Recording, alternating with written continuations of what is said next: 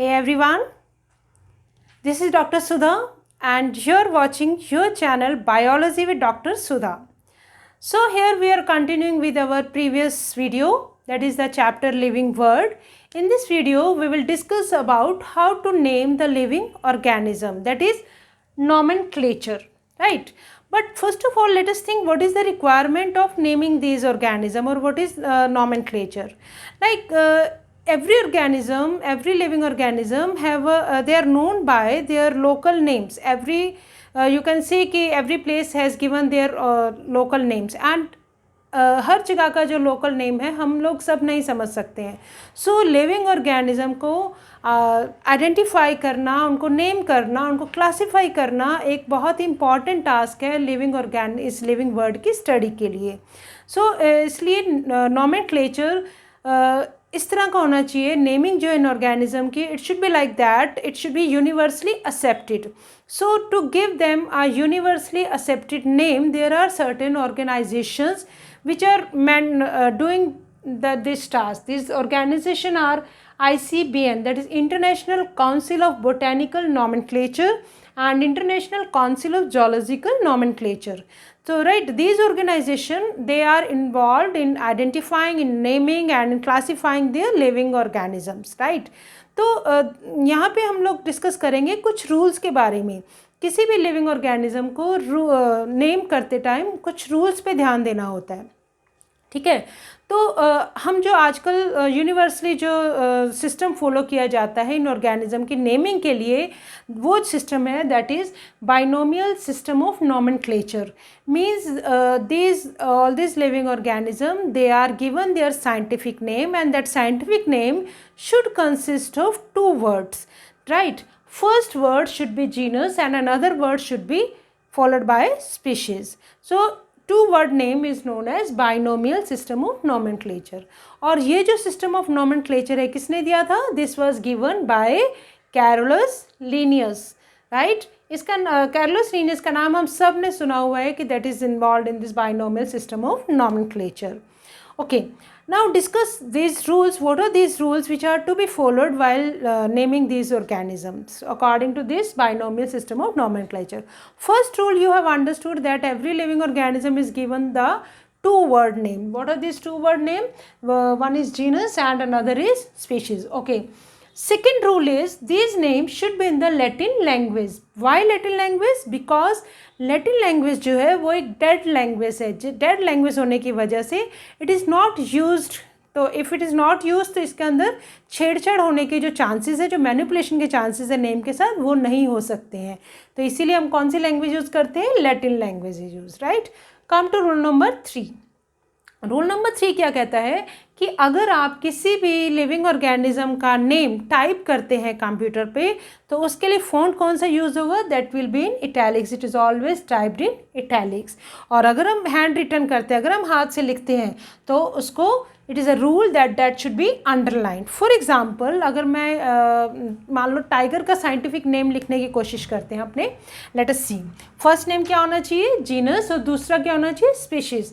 तो what is the genus? Genus is Panthera. Now, Panthera tigris, right? And it is handwritten, then it should be underlined. Okay. अब देखिए rule number 4 जो आपको क्या कह रहा है. रूल नंबर 4 ये कहता है कि जो पैंथेरा टाइग्रिस, मान लो मैंने नाम लिखा, तो पहला नाम क्या है? जीनस का नाम आता है. और जीनस का नाम किस में होना चाहिए?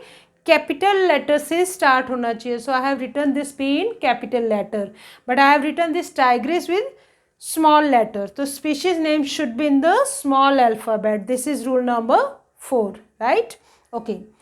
अब देखिए नाम जो है ना तो बहुत बड़ा होना चाहिए, ना ही बहुत छोटा होना चाहिए. मतलब एटलीस्ट 3 अल्फ़ाबेट से ज़्यादा हो और 20 से कम हो. तो that is next rule.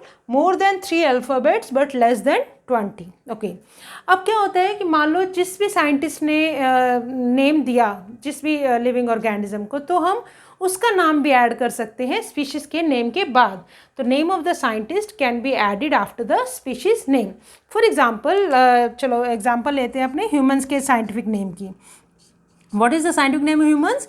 That is Homo. Homo is a genus starting with the capital letter. Okay, Homo sapiens.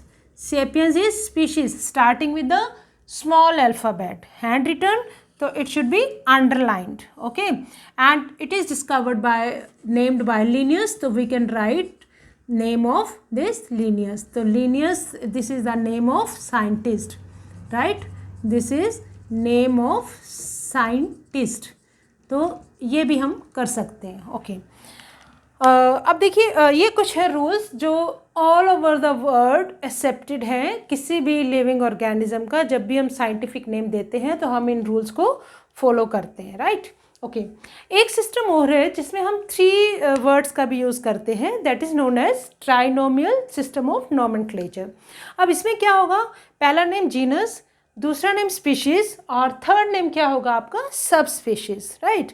Like जैसे अगर मैं फॉर एग्जांपल ह्यूमंस की बात करते हैं तो ह्यूमंस का मैंने क्या बताया आपको, Homo is a genus, then species sapiens, Homo sapiens, subspecies भी यही है, होमो सेपियंस, राइट. अंडरलाइन कर देते हैं इसको. ओके, तो this is trinomial system of nomenclature. एक एग्जांपल और देती हूँ मैं आपको, that is gorilla genus. Let me right here example. gorilla and subspecies is also gorilla. तो दिस इज 3 वर्ड नेम.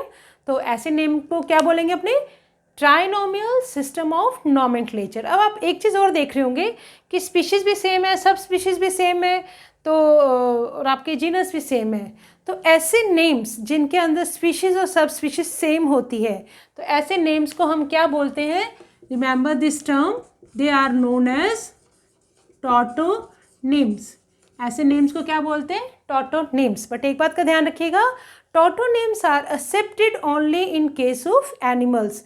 किसी भी बोटैनिकल नेम में आपको स्पीशीज़ और सब स्पीशीज़ नेम सेम नहीं मिलेंगे. ये टॉटोनिम्स किस केस में मिलते हैं, only in, they are accepted only in case of animals. तो जो भी आपके जोलॉजिकल नेम्स होंगे they can be tautonyms, but no botanical name is tautonyms, right. So with this we have understood the process of the concept of this nomenclature, how to name this living organism. And in our next video we will start with the taxonomy, systematics, and how the hierarchy is developed to define all this, to classify all these organisms. With this, and if you like this video, do give a thumbs up and don't forget to subscribe to my channel. As if you are new to the channel, then do subscribe and also press the bell icon, ताकि आप कोई भी जब नई video upload होती है उसको miss ना कर सके और हम किसी भी चैप्टर की कंटिन्यूटी को मेंटेन कर सकें. With this, bye bye, take care, happy watching, keep watching, thank you.